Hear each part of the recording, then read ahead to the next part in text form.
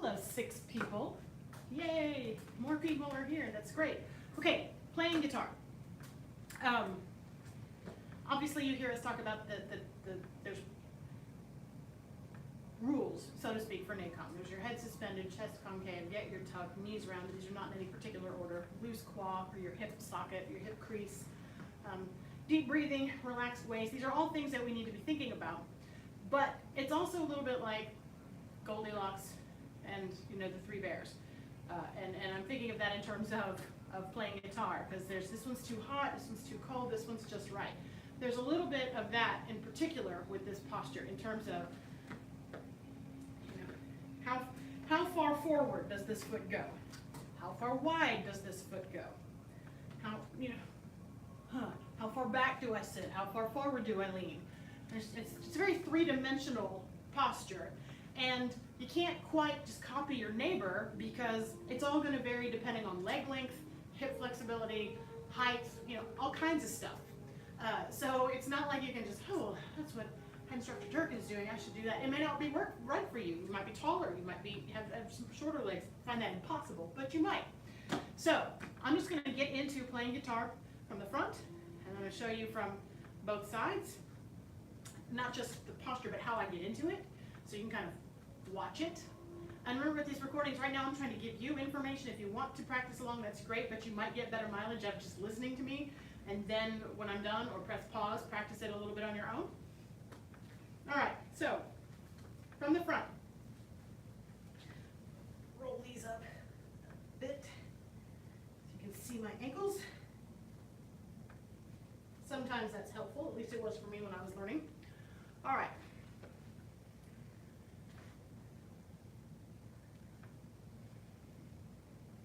Okay, that feels about right for me. Hopefully you can see that this knee is rounded out. You can see I do have some weight on this heel, but I'm not leaning into it. I'd say 90% of my weight is here, 10% is there. What I'd like for you to notice is, from this angle, I'm going to just put my foot down and slide it back to this foot. So see, I am narrower than shoulder width apart, okay? I'm not telling myself that, that's just, I've learned that's my balance point for this maneuver. What it would look like if I stayed at shoulder width, this does not feel good at all, nor does it feel stable, feel very rickety. It's not right. But see, if I pull this heel back,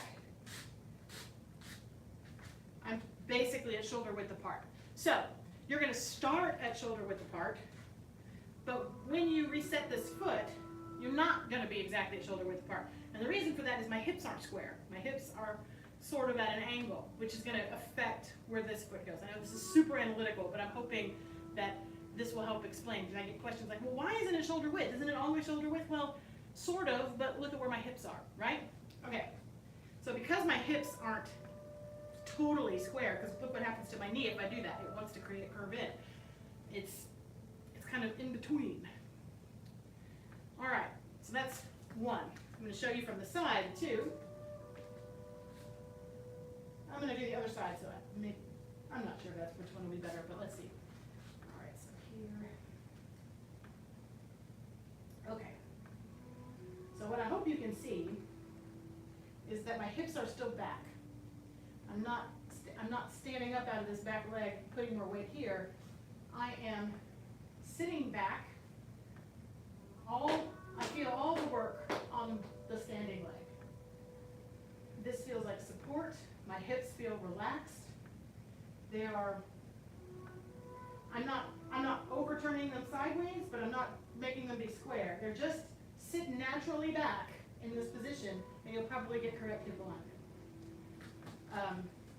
Okay, so that addresses one thing, and that is how far apart are my feet, let's see this side, when I finish. So they're not in a straight line, but they're not quite shoulder width either. Okay, and that again has to do with where my hips are aligning. If my hips stayed square, they would be more shoulder width, but this isn't quite right. It's a little bit of an angle. The other question is, how far forward does it go? And again, that's just a Goldilocks, gonna have to figure it out. What you're going for is 90% of the weight on the standing leg, 10% of the weight on the front leg. If you go too far out, you're gonna end up with 20, 30, 40% of your weight in that front leg. And so you're just gonna have to learn by feeling. But you can help prevent that by sitting back in playing guitar. So what I mean by that is, if I keep my hips back here, this is natural because I've kept this leg still.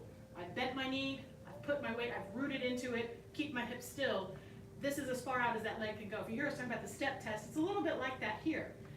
I would have to come up out of that back leg to step farther.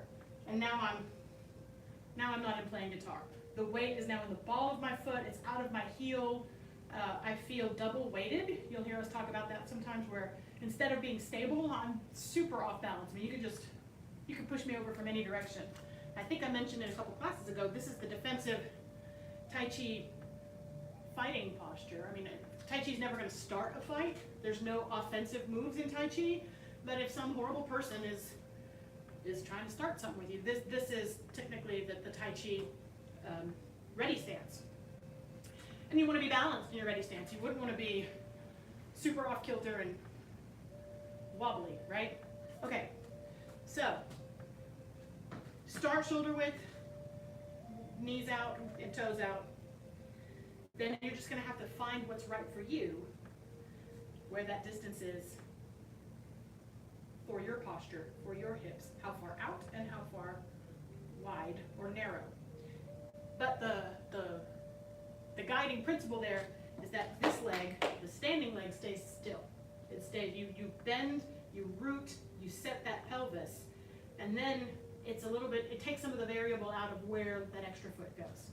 This might sound super analytical, but hopefully it will help you, because these are the questions we get the most. How far out? How far wide? It depends, but here's the guideline. All right, practice that on your own a little bit. I'm going to get the book and see if CK Chu has anything else to add. Hopefully I haven't scrambled your brain too much. So just practice that along on either side. Come out of it, take breaks as needed, and I will read a little bit of story time. Here we go.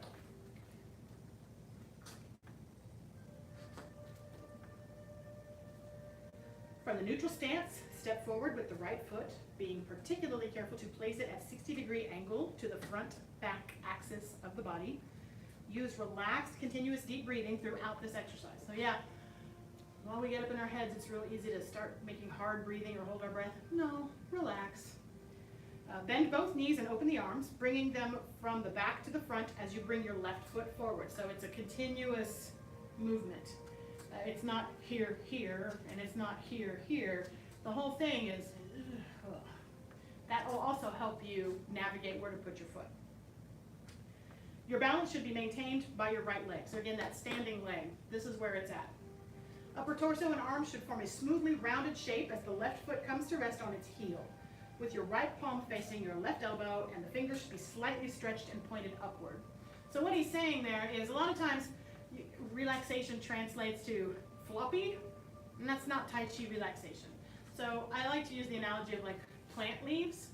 They're not rigid and stiff, but they're not wilted. If they're like this, there's a problem with that plant. So think extending through the fingertips. They're not rigid or brittle or stiff, but there's life there. It's not floppy. So that's what he's talking about. You circle the arms back and around. You're extending through the fingertips, even though you're still relaxed. Does that make sense? Most of the weight of the body, about 90%, will be carried by the right leg, and it will be concentrated on the heel and outer edge of that right foot. So if you can't keep that weight in that heel and outside edge, you are probably stepping too far forward. So consider trying to pull that back. It's kind of one of the tip-offs that, oh, my weight's not, something's not right here. The pelvis should be kept tucked in, and hold this position for 1.5 to 3 minutes. If done correctly, stress will be felt on the outer portion of the thigh of the right leg. Caution, make sure that there is no stress felt on the knee, absolutely. If so, adjust the right knee so that it's over the toes of the right foot. The body weight should be concentrated on the heel an outer edge of the right foot, which is kept at a 60-degree angle to the front back axis of the body. So again, don't let that knee come forward over that toe. Don't lock it out. Don't let it collapse in either.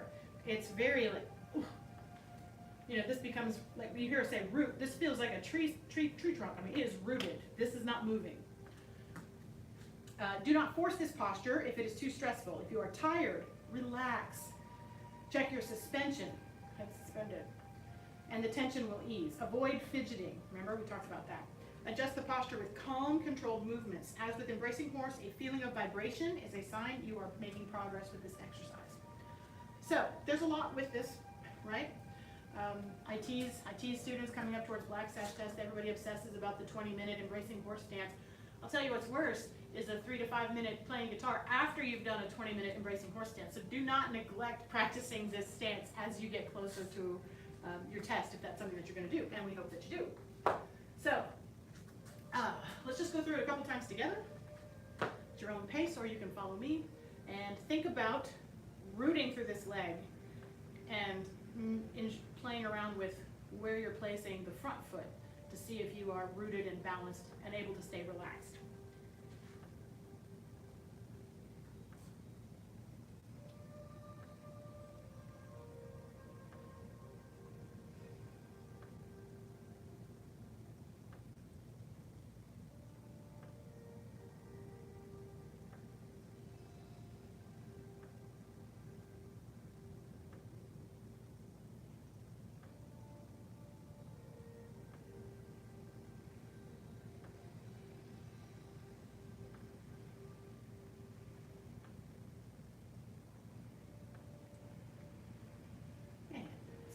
Go to the other side.